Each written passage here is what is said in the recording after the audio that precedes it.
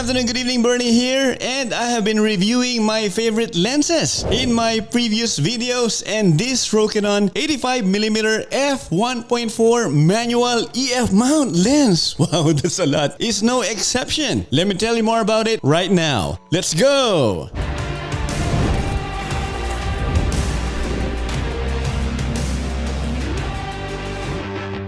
It has 8 rounded diaphragm blades. If you're into specs, its aperture ranges from f1.4 to f22. It's really great in low light condition if it's wide open, and it's very useful during reception. Also, this lens is well built, made of a combination of plastic and metal. Yes, it's heavy, and I like that in the lens since this will add another point of stabilization when attached to the camera, like for instance this G9. Since this lens is manual, it doesn't have any stabilization feature. Just pair it with a GH5 and a G9 and you have a great lens camera combo, which is really great for portrait shots. My GH5 and G9's IBIS or in-body image stabilization work very well with it, even though it's a manual lens. I use this lens in every wedding I film and use it most especially for getting reaction shots of the couple as well as their guests. I also love the bokeh or bokeh it produces, and even using it at 1.4 aperture.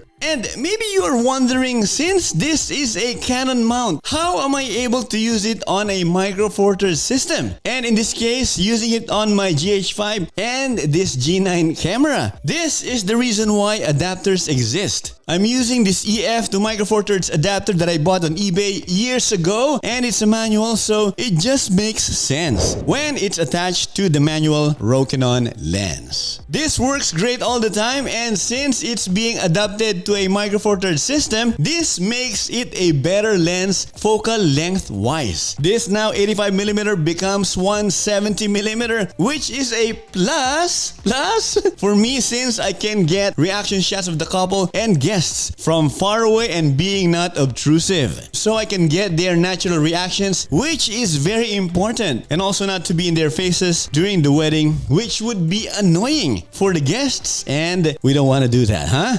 Another characteristic of this lens that I really like is that the focusing mechanism is buttery smooth, as you can see right now. I love the fact that you can do an easy rack focusing with this lens. Alright, moving on now with the cons. The cons that I can find is that the adapter connection is kind of loose and wobbly, but it's a minimal annoyance, and this lens hood which easily detaches when it's connected and can fall off easily if you're not being careful, which is really I'm not a fan of. I'd still recommend this lens to those who are looking for a budget manual lens, and as I mentioned, it's buttery smooth and I love the quality that you can get out of this lens. It's fast since it has an f1.4 aperture and can be used in a variety of situations, like for reaction shots as I mentioned earlier, definitely for weddings during reception. It is really perfect for portrait and really great for interviews too, and can be used as a primary lens for the couple too if the ceremony location or space is a bit tight. It's a perfect lens for situations like those. For about $240 you can get this lens. Just add an adapter and you're all set for your Micro Four Thirds system. Overall, you can't go wrong with this lens, and I really believe that this has a place in every videographer's kit.